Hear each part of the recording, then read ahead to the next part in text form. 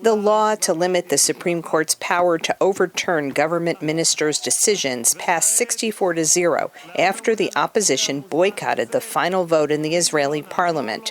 Israeli Prime Minister Benjamin Netanyahu said critics of the bill are overreacting.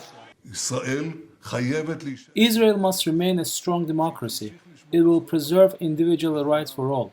The judiciary will continue to be independent, and no one side will control it. But many disagree, fearing this is only the first step in a process of taking power away from the Supreme Court and consolidating it in the hands of the right-wing government. After the law passed, the protests escalated with tens of thousands of protesters blocking roads in Jerusalem and Tel Aviv and clashing with police officers. Police used water cannons and horses to disperse the protesters, arresting and injuring several people. While Israel has seen large-scale protests in the past, observers say there has not been a sustained movement that lasted more than 6 months like this one. These protests are different. I think the stakes are different and the participation is different. So the bottom line is that for the people, certainly the people leading and many of the people participating in the protests, there's a belief that the current Israeli government is bent on remaking not merely Israeli sort of policies and political agenda, but the way Israel is governed. 7 months of mass demonstrations against the judicial overhaul hit a new peak in the last week before the vote, as tens of thousands marched from Tel Aviv to the parliament in Jerusalem.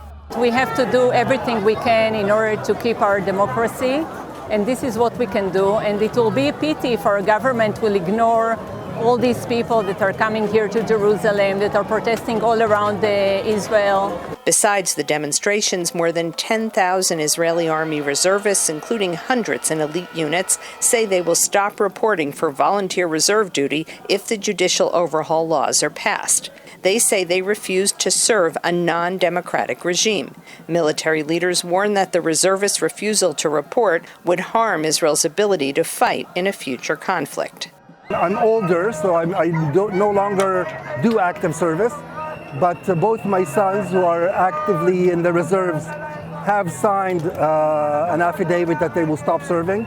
My friends who are here around us have all signed that they will stop serving because, again, none of us who are liberal Democrats want to be in the armed forces of a dictatorship.